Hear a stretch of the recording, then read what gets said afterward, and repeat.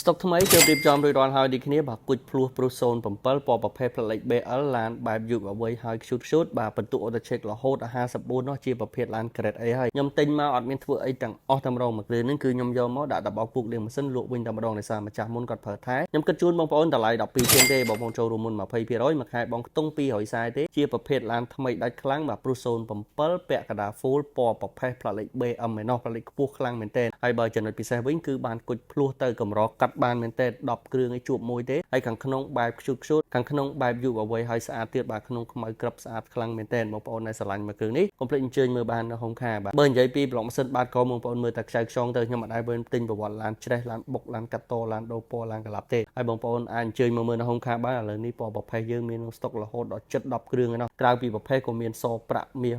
ពណ៌តយោទឹកពណ៌អីគឺមាន option គ្រប់ស៊េរីគ្រប់ឆ្នាំតែម្ដងតម្លៃពី10ជាងមិន10ជាងទេបងប្អូនចូលរួមមុន20%មួយខែបងត្រឹមតែ200ស្ដើងតែប៉ុណ្ណោះតាក់ទងបាននៅហុងខា